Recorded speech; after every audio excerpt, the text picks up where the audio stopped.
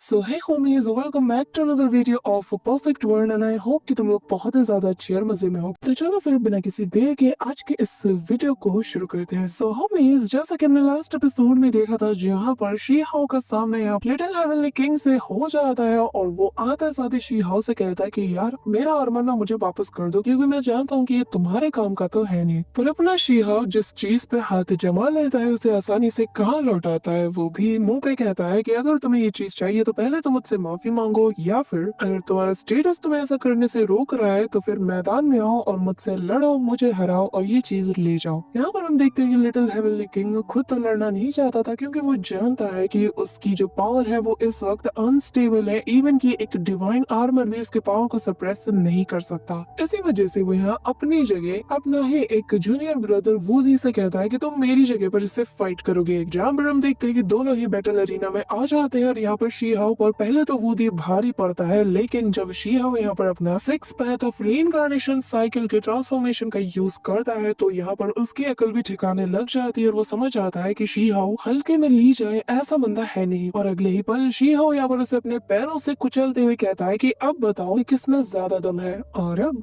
आगे सो हम ये हमारे इस एपिसोड के स्टार्टिंग में हम देखते हैं कि आसमान से एक तेज बिजली गिरती है और यहाँ पर उस येलो लाइटिंग के साथ ही एक वॉइस सभी को बताती है कि फिलहाल के लिए बेहतर यही होगा कि आप सभी लोग फाइट करना बंद कर दें। यहाँ पर हम देखते हैं कि शी हाउ भी इस बात को जाने देता है, लेकिन यहाँ पर वो वूडी को उठाता है और उस बैटल एरिना से दूर पटक देता है, जिस वजह से उसकी बॉडी वापस से ह्यूमन में ट्रांसफॉर्म हो जाती है और वो जमीन पे जा गिरता है। वहीं यहाँ पर इमॉर्टल एकेडमी के जो लीडर्स थे उनकी अकल भी ठिकाने लग चुकी होती है और वो लोग कह रहे होते हैं कि वाकई में हुआंग एक ट्रूली जीनियस है। पर मुझे जानना है कि हेवनली कोड एकेडमी के जो बाकी के डिसाइपल्स हैं वो लोग आखिर कितने ज्यादा माहिर हैं। कि तभी दूसरा बंदा कहने लगता है कि हाँ बात तो तुम्हारी ठीक है, लेकिन ऐसे रूमर्स भी सुनने को मिल रहे हैं कि यहाँ पर ये जो फेरी किंग ही है ये असल में न्यू मून फेरी की रीइंकार्नेशन है। न जाने इस बात में कितना ज्यादा दम होगा, लेकिन वो कहते हैं ना कि बिना आग के तो धुआं भी नहीं उठता। अब यहाँ पर हम देखते हैं कि शी हाउ के वो दोस्त साथ ही वो फैड गाय इन लोगों को चढ़ाते हुए कहने लगता है कि जरा देखो, एम मॉडल एकेडमी का जो फर्स्ट डिसाइपल है उसे हमारे हुआंग ने हरा दिया। अब बोलो, तब तो बड़ा उछल रहे थे। यहाँ पर हम देखते हैं कि एम मॉडल एकेडमी का एक बंदा कहने लगता है कि ज्यादा बोलने की जरूरत नहीं है मोटे, हमें पूरा यकीन है कि तुम्हारे हुआंग ने कोई ना कोई स्पेशल टेक्निक का यूज किया होगा ताकि वो हमारे फर्स्ट ब्रदर वूडी को हरा सके। यहाँ पर हम देखते हैं कि जो लिटिल हेवनली किंग है वो कहने लगता है कि नहीं, असल में वूडी के जो स्किल्स है वो हुआंग पर असर नहीं कर रहे, उसके स्किल्स में इतना दम ही नहीं कि वो लोग हुआंग का कुछ बिगाड़ पाए। इसी के साथ वो अपने शी हाउ की तरफ देखते हुए कहने लगता है कि ठीक है, फिर मैं उस आर्मर को फिलहाल के लिए तुम्हारे पास से छोड़ रहा हूँ, लेकिन जब तुम डाउ रेलम के पीक पे पहुंच जाओगे या फिर मेरी बराबरी तक अपनी कल्टीवेशन को ले जाओगे तब मैं तुमसे इसके लिए फाइट करूंगा और तब डिसाइड होगा कि इसका विनर कौन है। यहाँ पर शी हाउ भी मान जाता है और फिर वो भी नीचे आ जाता है। जहाँ पर आते साथ ही वो फैड गाय उसकी तारीफें करता है और कहता है कि यार तुम तो दिन ब दिन और ज्यादा स्ट्रॉन्ग होते जा रहे हो, अब तो मुझे तुम्हारे सामने खड़े होते हुए भी डर लगता है। तभी यहाँ पर हम देखते हैं कि दूसरे सेक्ट के कुछ एल्डर्स आ जाते हैं और यहाँ पर आते साथ ही शी हाउ की तारीफ करते हुए कहते हैं कि तुम्हारे जैसे जीनियस को बहुत ही कम देखा जाता है, इवन की सालों बीत जाते हैं लेकिन तुम जैसा कोई एक ही दिखने को मिलता है। सुनने में आया है कि तुम्हें अभी तक अपने मन मुताबिक कोई अच्छा सेक्ट नहीं मिला, तो तुम्हारा हमारा सेक्ट के बारे में क्या ख्याल है? जान दो, हमारे इमॉर्टल एकेडमी के साथ तुम्हारे रिलेशन अच्छे नहीं है, लेकिन हम तुम्हारे लिए अरेंजमेंट्स कर सकते हैं। कि तभी हम देखते हैं कि दूसरा जो सेक्ट होता है उसका एल्डर कहता है कि नहीं नहीं, इसकी बात पे ध्यान मत दो, क्योंकि जो इमॉर्टल सेक्ट के एंशिएंट सीड्स है उन्हें ऑलरेडी डिवाइड कर दिया गया है, तो तुम्हारे लिए वहाँ पर कुछ खास बचा नहीं है। जिस पर हम देखते हैं कि इमॉर्टल एकेडमी का एल्डर कहता है कि चिंता मत करो, जैसे ही हमें दूसरी एंशिएंट सीड मिलेगी तो उसे सबसे पहले तुम्हें ही दिया जाएगा और हमारी टॉप प्रायोरिटी तुम ही होगी। जिस पर सेक्रेट एकेडमी का एल्डर कहता है कि नहीं नहीं, इनकी बात छोड़ो, तुम्हें हमारे एकेडमी के साथ आना चाहिए। अब हम देखते हैं कि ये दोनों एल्डर्स आपस में ही बहस करने लगते हैं। कि तभी यहाँ पर जो सेक्रेट एकेडमी के एल्डर है वो कहने लगते हैं कि अगर तुम हमारे सेक्ट को और हमारे जो एल्डर्स हैं उनके कहने पर चलते हो तो तुम्हें हम कल्टीवेशन के पीक तक जाने में बहुत ज्यादा हेल्प करेंगे, साथ ही कल्टीवेशन के इस एरा में जो टॉप मेथड्स हैं हम तुम्हें वो भी सिखाएंगे। जो सुनकर मॉडल एकेडमी का एल्डर कहता है कि अच्छा, तुम्हारे जैसे ये जगह बड़े खाली हैं, मुझसे तो बड़ा कह रहे थे, क्या मुझे नहीं पता कि ये सारे स्लॉट्स ऑलरेडी फुल हो चुके हैं, तो तुम इसे ले जाकर कहाँ बिठाओगे, अपने सर पे? ये सुनते साथ ही जो सेक्रेट एकेडमी का एल्डर है वो तो मुंह बना लेता है, लेकिन शिया अपने मन में कहता है कि अगर मैं इन दोनों में से किसी भी एक को चुनता हूँ तो मेरे लिए मुश्किलें बढ़ जाएंगी, क्योंकि मैं वहाँ जाकर सिर्फ एक पैथ को ही कल्टीवेट कर सकता हूँ, जो कि मैं नहीं चाहता। इसी के साथ शिया यहाँ पे स्माइल करते हुए कहता है कि कि माफ कीजिएगा, लेकिन मैं जानता हूँ कि दोनों ही एकेडमी ऑलरेडी बहुत से जीनियस डिसाइपल से फुल हो चुकी हैं, और वैसे भी जो चीज आप जैसे बड़े एकेडमी मुझे दे सकती है वो तो मैं वैसे भी हासिल कर ही लूंगा। यहाँ पर ये सुनते साथ ही जो फर्स्ट एल्डर होते हैं वो कहते हैं कि हुआंग, क्या तुम ये कहना चाहते हो? कि तभी शीहाओ यहाँ पर कहता है कि मैंने डिसाइड कर लिया कि मैं मेरे इस हेवनली गॉड एकेडमी में ही रहूंगा। जो सुनकर यहाँ पर सभी लोग हैरान थे, और फिर शीहाओ अपने मन में कहता है कि वैसे भी वो मिस्टीरियस एल्डर्स मुझे वैसे भी गाइड करेंगे, मैं जानता हूँ। इसी दौरान हम यहाँ पर उसी एंशिएंट बर्ड को देखते हैं जो कि यहाँ से शीहाओ की बात को सुनकर हवा में बहुत तेजी से फ्लाई करते हुए उस एंशिएंट केव की तरफ रवाना हो जाता है, जिसके बाद वो एक फिश में कन्वर्ट हो जाता है। वहीं दूसरी तरफ हम यहाँ पर किंग ई और उसी प्रिंसेस वॉर गॉड को भी देखते हैं, जहाँ पर ये सभी लोग इमॉर्टल एकेडमी को चूज करते हैं और उनके साथ यहाँ से चले जाते हैं। कि तभी हम उसी फैट गाय को देखते हैं, जहाँ पर वो शीहाओ से कहने लगता है कि मेरे भाई, तुमने दोनों पैथ को साथ में कल्टीवेट करने का डिसीजन लिया है, जो कि बहुत ही ज्यादा डेंजरस है। मेरे ख्याल से तुम्हें इस बारे में दोबारा सोचना चाहिए, बाकी तुम्हारी मर्जी। इसी के साथ हमें कुछ दिनों बाद का सीन दिखाया जाता है, जहाँ पर शीहाओ उसी केव के सामने मौजूद होता है। यहाँ पर वो कल्टीवेट कर रहा था कि तभी यहाँ पर उसे उसी एल्डर की बात याद आती है, जहाँ पर उसने उसे 10 दिन का टाइम दिया था और कहा था कि अच्छे से सोच लो कि आखिर तुम्हें क्या करना है, और जिसके बाद तुम यहाँ पर आकर मुझसे मिलना।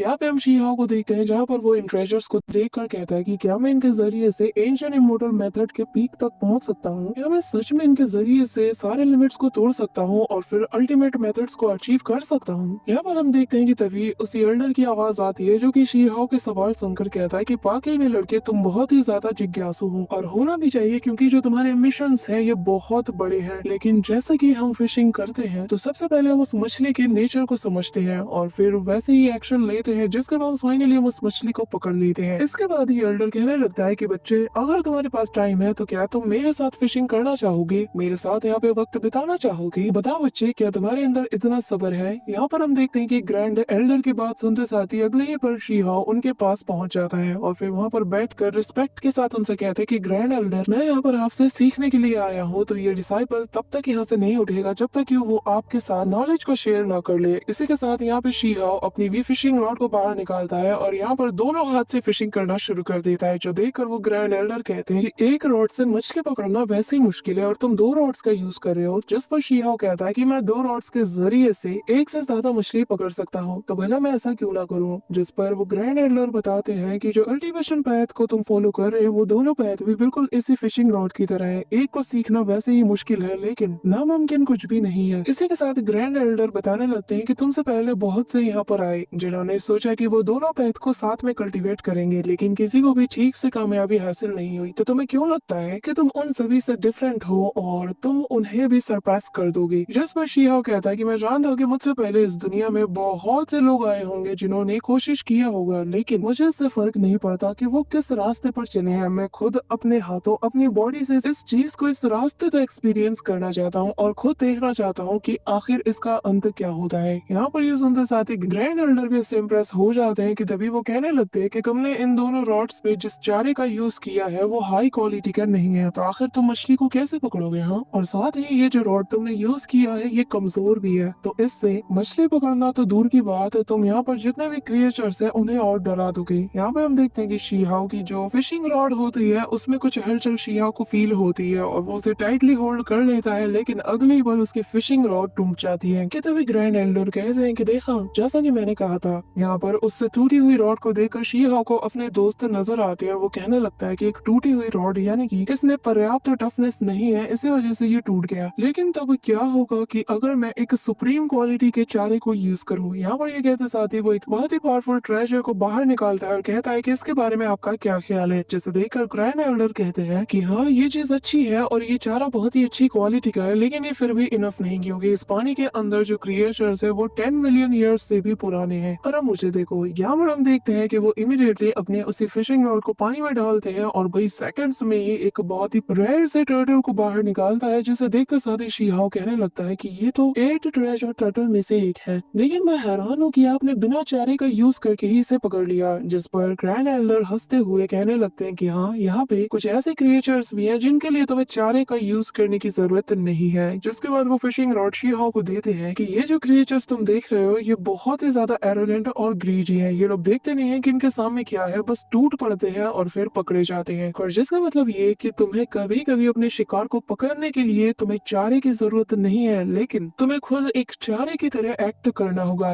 यहाँ पर ये सुनते साथ ही शी हाओ समझ जाता है और कहने लगता है कि आपके कहने का मतलब ये है कि मुझे खुद को किसी सीड की तरह यूज करना है, जिससे मैं उस मेथड को सीख सकूं, जबकि मुझे सीड की जरूरत ही नहीं पड़ेगी। जो सुनकर ग्रैंड एल्डर बहुत ही ज्यादा खुश हो जाते हैं, कहने लगते हैं कि तुम्हारी सोचने समझने की शक्ति बहुत ही ज्यादा कमाल की है और वाकई में तुम ट्रू जीनियस कहलाने के लायक हो। और फिर वो अपनी दाढ़ी खुजाते हुए कहने लगते हैं कि तुम्हें किसी इमोर्टल सीड की जरूरत नहीं है, बल्कि खुद को ही एक इमोर्टल सीड की तरह यूज करो और अपने आप को रिफाइन करो, और जैसे ही तुम अपने ट्रू सेल्फ को रिफाइन कर लोगे तुम कामयाब हो जाओगे। यहाँ पर ये सुनते साथ ही शी हाओ कहता है कि क्या मुझसे पहले कभी किसी ने इस मेथड का यूज किया, क्या उसे कामयाबी हासिल हुई? जिस पर ग्रैंड एल्डर बताने लगते हैं कि तुमसे पहले जिन्होंने भी इस मेथड का यूज किया, आधे लोग तो बीच में ही मारे गए, और जिन लोगों ने इस रिफाइनिंग प्रोसेस को करने का सोचा उनकी बॉडी बुरी तरीके से रिएक्ट करने लगी और वो रिफाइनिंग के इस प्रोसेस को झेल नहीं पाए और वो भी मारे गए। यहाँ पर ये सुनते साथ ही शी हाओ उन्हें रिस्पेक्ट देता है और कहने लगता है कि मुझे पता चल गया कि अब मुझे इस पैथ को कल्टीवेट कैसे करना चाहिए, और मुझे और ज्यादा रीजंस मिल गए हैं कि क्यों मुझे इस पैथ को चुनना चाहिए। इसी के साथ हम देखते हैं कि ग्रैंड एल्डर जाने से पहले उसे 2 मेथड देते हैं और कहने लगते हैं कि इनका यूज करो, उम्मीद है कि तुम्हें कामयाबी जल्दी हासिल होगी। और हम देखते हैं जो लेफ्ट साइड में होता है उसे बोन टेम्परिंग मेथड कहा जाता है, एक ऐसी सीक्रेट टेक्निक जिसके जरिए से बोन्स एंड मसल्स को रिफाइन किया जाता है। साथ ही जो राइट साइड में मेथड है उसे स्प्रिट टेम्परिंग मेथड कहा जाता है, जिसके जरिए से प्रीमोर्डाइल स्प्रिट को रिफाइन किया जाता है। इसी के साथ ग्रैंड एल्डर जाते हुए बताते हैं कि ये जो मेथड तुम्हें मैंने दिए हैं, अगर तुम इन्हें रिफाइन करके कामयाबी हासिल करना चाहते हो तो इसके लिए तुम्हें इमोर्टल हिल में जाकर उस एंशिएंट बैम्बू साथ ही उस गोल्डन फ्रूट की तलाश करनी होगी, क्योंकि वो एविल डिस्पेलिंग डिवाइन बैम्बू और वो येलो स्प्रिंग फ्रूट ये दोनों तुम्हारे लिए बहुत ही कारगर साबित होंगे। इसी के साथ सीन शिफ्ट होता है और हमें इमोर्टल हिल का सीन दिखाया जाता है, जहाँ पर एक वॉर गॉड के इम्प्रिंट्स मौजूद होते हैं, जिसके बारे में यहाँ पर बाकी के लोग भी बात कर रहे थे कि तभी उनमें से कुछ लोग कहने लगते हैं कि लगता है कि यहाँ पर जो लिटिल हेवनली किंग है वो यहाँ पर अपनी बॉडी को रिफाइन कर रहा है, क्योंकि उसके अलावा और कौन ही यहाँ पे आ सकता है। अब यहाँ पर ये लोग ये बात कर ही रहे होते हैं कि तभी हम इमोर्टल सेक्ट के अंदर उसी प्रिंसेस वॉर गॉड को देखते हैं, जो कि कहने लगती है कि न जाने वो कौन ही होगा जो कि यहाँ इतने रेयर जगह पर कल्टीवेट कर रहा होगा, और पता नहीं उसकी हेल्प के लिए ये लोग कहाँ से आ गए। कि तभी जैसे ही वो नजर दौड़ाती है और वो कहने लगती है कि अचानक से मुझे ये लड़का इतना फेमिलियर क्यों लग रहा है, और हम देखते हैं कि असल में ये बंदा और कोई नहीं बल्कि अपना शी हाओ है, जो कि यहाँ पर अपनी बॉडी को रिफाइन कर रहा था, जहाँ पर वो बोन टेम्परिंग टेक्निक और पियरलेस सील टेक्निक दोनों का यूज कर रहा था। और यहाँ पर उसे करता हुआ देखकर वो फैट गाय कहने लगता है कि क्या बात है, लगा नहीं था कि दोबारा से मेरे दोस्त के दर्शन मुझे यहाँ पे होंगे। इसी के साथ हम देखते हैं कि शी हाओ ने फाइनली अपनी बॉडी एंड बोन्स को पूरी तरीके से रिफाइन कर लिया था, जिस वजह से यहाँ पर एक पावरफुल एनर्जी रिलीज होती है। और फिर वो उसी फैट गाय की तरफ बढ़ते हुए कहता है कि क्या बात है, तुम लोग भी यहाँ पे आए हो? असल में बस यहाँ पर उस इविल डिस्पेलिंग डिवाइन बैम्बू की तलाश में आया था, तो सोचा यहाँ पर रिफाइनिंग टेक्निक का यूज कर लूं, क्या तुम लोग करना चाहोगे? जिस पर वो रैबिट गर्ल उसे चिढ़ाती हुई कहती है कि हम तुम्हारी तरह पागल नहीं है जो ऐसे खतरे को मोल ले। कि तभी यहाँ पर हम उसी प्रिंसेस वॉर गॉड और यहाँ पर हम स्वैंगशेयर बाकी के वॉर गॉड्स को भी देखते हैं, जहाँ पर वो कहते हैं कि हम भी इसे ट्राई करेंगे, और फिर वो लोग भी यहाँ पर उनके नीचे बैठ कर कल्टिवेट करना शुरू कर देते हैं। लेकिन यहाँ पर इन्हें अपनी बॉडी पर बहुत ज्यादा पेन होने लगता है। कि तभी दूर से इमोर्टल एकेडमी और यहाँ पर जो सेक्रेड एकेडमी है उनके एल्डर्स शी हाओ को देखकर कहने लगते हैं कि हमें लगा था कि ये जगह सिर्फ लिटिल हेवनली किंग के लिए ही सूटेबल है, क्योंकि उसके अलावा कोई भी इस प्रेशर को झेल नहीं सकता, लेकिन लगा नहीं था कि तुम भी ये कर पाओगे। और जिसका मतलब ये है कि तुमने अपने दाव बोन को बहुत ही अच्छे से रिफाइन कर लिया है और अब ये पूरी तरीके से अवेकन हो चुकी है। और बच्चे, एक बार तुमने उस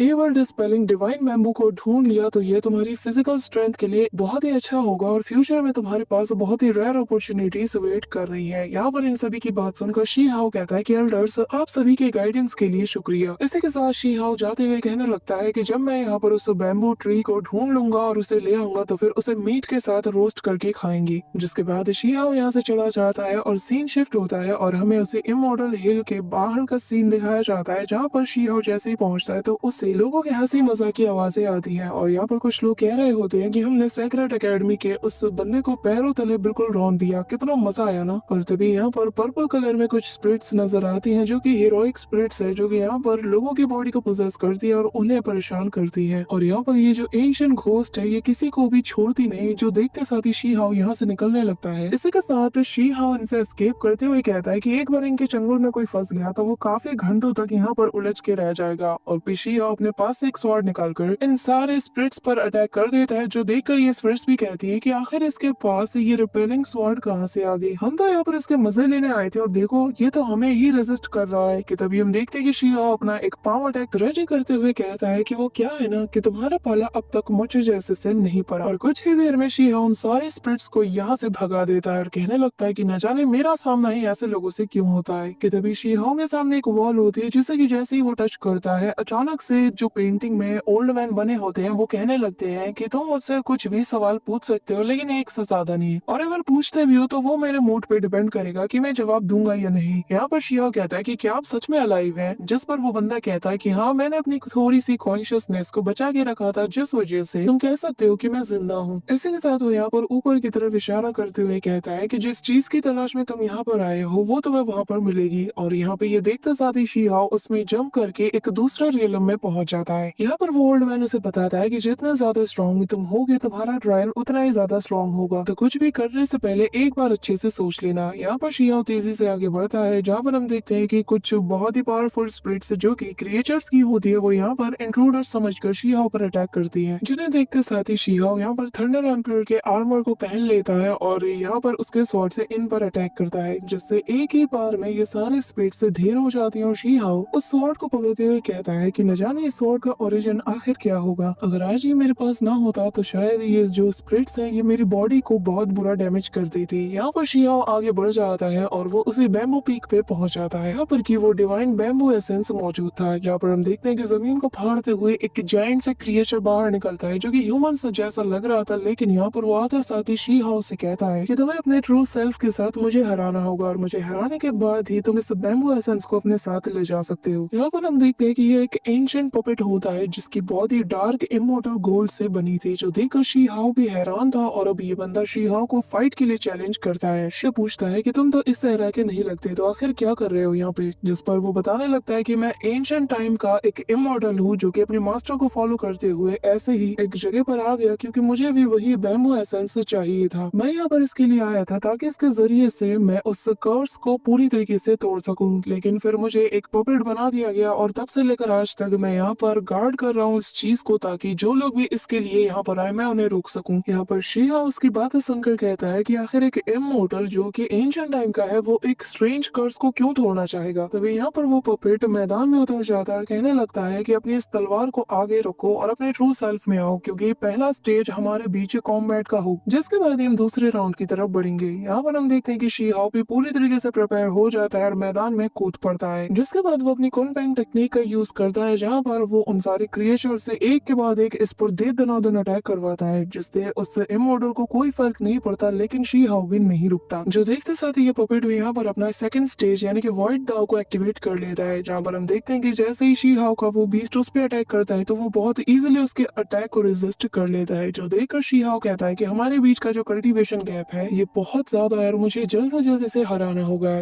लेकिन तभी हम देखते हैं कि इस पपेट के अंदर से बहुत से हाथ निकलते हैं जो कि शी-हाओ को पकड़ने के लिए दौड़ते हैं, लेकिन शी-हाओ भी उनसे डॉज करते हुए एक सही दूरी पर जाने की कोशिश करता है, लेकिन तब तक ये सारे हाथ उसे जकड़ लेते हैं। पर अगले ही पल शी-हाओ उन सभी से खुद को आजाद कर लेता है और इमीडिएटली अपनी सिक्स पैथ ऑफ रीइंकार्नेशन को यूज करता है। और उसका यूज करते साथ ही यहाँ पर स्क्रोल में से बहुत से चेन्स निकलते हैं जो कि आकर इस पपेट को जकड़ना शुरू कर देते हैं। यहाँ पर हम देखते हैं कि दोनों के बीच धुआंधार फाइट होती है और शी-हाओ को भी बराबरी की टक्कर मिल रही थी। कि तभी यहाँ पर शी-हाओ एक ब्लैक होल जैसे अटैक को प्रिपेयर करते हुए उसके तरफ थ्रो कर देता है, जिस वजह से वो उसके अंदर समा जाता है। लेकिन अगले ही पल शी-हाओ के सामने ही वो उस पूरे अटैक को डिस्ट्रॉय करते हुए सेम अटैक प्रिपेयर करते हुए कहता है कि अब बैटल का लेवल अपग्रेड होगा और अब मुझे मेरे लेवल को बढ़ाना होगा। और फिर वो स्लैश में रियलम का यूज करता है, जहाँ पर हम देखते हैं कि इसकी पावर और ज्यादा बढ़ जाती है। तभी यहाँ पर Shi Hao six path of reincarnation scroll का यूज करता है, जिसके अंदर से एक बड़ा सा हाथ निकलता है जो कि इस पपेट को जकड़ लेता है। लेकिन अगले ही पल वो पपेट यहाँ पर कहने लगता है कि हम इमॉर्टल्स को टाइम लॉस से डरने की जरूरत नहीं है, और फिर वो दोबारा से उसके सामने आकर उस पर अटैक करते हुए कहता है कि फोर्थ स्टेज एस्केप मी रियलम एक्टिवेट। और ये कहते साथ ही वो शी-हाओ पर बिजली की स्पीड से अटैक करता है, जिससे शी-हाओ भी जमीन पे गिर जाता है। लेकिन यहाँ पर वो पपेट फिर भी नहीं रुकता और वो अपनी ट्रू बॉडी से उस पर दे दनादन मुक्कों की बारिशें करता है, जिस वजह से शी-हाओ को पलटवार का मौका नहीं मिल पाता। और वो कहने लगता है कि क्या वाकई में यही अंत है? क्या मैं इतना लाचार हूँ कि मैं कुछ नहीं कर सकता? जिस पर वो पपेट बताता है कि हाँ, तुम यहाँ से एस्केप नहीं कर सकते, सिर्फ ट्रू इमॉर्टल ही इस इस इमॉर्टल डोमेन में एंटर हो सकते हैं। ये सुनते साथ ही शी-हाओ को कुछ बातें याद आती है जहाँ पर कहा गया था कि अगर तुम्हें इन सारे ट्रायल्स को पास करना है तो तुम्हें प्रेजेंट और पास्ट दोनों की जो भी तुमने अब तक प्रोग्रेस किया है उन्हें सरपास करना होगा। जो याद करते ही शी-हाओ कहता है कि अगर मैं एक फिजिकल कॉम्बैट में इस बंदे को नहीं हरा सकता तो फिर मैं आगे कैसे बढ़ सकता हूँ, मैं इस ट्रायल को कैसे कंप्लीट कर सकता अगर मैं इसे ही नहीं हरा सकता। जिसके बाद शी-हाओ यहाँ पर डिवाइन पून के लिक्विड का यूज करता है जिस वजह से उसकी इंजरीज हील होने लगती है और फिर वो लाइफ एंड डेथ साइकिल का भी यूज करता है। जो देखते साथ ही वो पपेट भी शी-हाओ पे टूट पड़ता है और वो इमीडिएटली शी-हाओ के उस लाइफ एंड डेथ व्हील पर अटैक करने जाता है, लेकिन अगले ही पल शी आसपास इतना पावरफुल बैरियर बन जाता है कि यहाँ पर उसका पंच उसे हिट तक नहीं होता और शी-हाओ अपने दिमाग को शांत करते हुए उस लाइफ एंड डेथ साइकिल की पावर का यूज करके सच्चाई का पता लगाने की कोशिश करता है। जहाँ पर उसे ग्रेट एल्डर की बातें भी याद आती है जहाँ पर वो बताता है कि लाइफ एक ड्रीम है लेकिन जो ग्रेट दाओ है वो ट्रूथ है और ग्रेट दाओ इटर्नल है जो कि कभी भी नहीं बदलने वाला। जिसके बाद शी-हाओ यहाँ पर इतनी पावरफुल एनर्जी को रिलीज करता है कि यहाँ पर उस पपेट के आसपास दो पावरफुल व्हील्स बन जाते हैं और फिर शी-हाओ कहने लगता है कि ये मेरा पाथ है और ये मेरी ताकत है। जिसके साथ ही वो यहाँ पर उस पपेट को क्रश करने लगता है, लेकिन वो पपेट भी अपने दोनों हाथों से उन पावरफुल व्हील्स को रोकने की कोशिश करता है और कहता है कि न जाने इसके अंदर इतनी ताकत अचानक से कहां से आ गई। यहाँ पर हम अगले ही पल देखते हैं कि शी-हाओ के उस अटैक की वजह से उसकी बॉडी डिसॉल्व होने लगती है और कहने लगती है कि बच्चे तुम इस ट्रायल में पास हो चुके हो, तुमने अपना रास्ता बना लिया है। इसी के साथ शी-हाओ नॉर्मल फॉर्म में आकर उस बीट को अपने पास रखने लगता है कि तभी वो कहने लगता है कि मुझे इसमें जो डेथ की है उसे रोकना होगा। तभी शी-हाओ कहने लगता है कि अगर यहाँ पे जिंदगी है तो यहाँ पर मौत भी जरूर होगी और हम देखते हैं कि अचानक से वो लाइफ एंड डेथ का जो साइकिल होता है वो घूमना शुरू कर देता है और शी-हाओ ये देखकर हैरान था और कहने लगता है कि इस वर्ल्ड में यिन और यांग डायग्राम कभी भी शो नहीं करता, तो आखिर ये कैसे हो सकता है। लेकिन अगले ही पल शी-हाओ उसकी एनर्जी को ऑब्जॉर्व कर लेता है कि तभी यहाँ पर शी-हाओ ने वाकई में अपने न्यू पाथ को अवेकन कर लिया था जिस वजह से यहाँ का मौसम बदलने लगता है और जो देखकर शी-हाओ जोर जोर से हंसता है और कहने लगता है कि फाइनली मैंने अपने खुद के पाथ को अवेकन कर लिया और उस लाइटनिंग एनर्जी की तरफ देखते हुए कहता है कि चलो अब शुरू करते हैं। So that's it for today guys, I hope कि तुम सबको आज की वीडियो काफी ज्यादा पसंद आई होगी। अगर हाँ तो वीडियो को लाइक करना, चैनल पे नए हो तो सब्सक्राइब करना। तो मिलते हैं नेक्स्ट वीडियो में, तब तक के लिए बाय।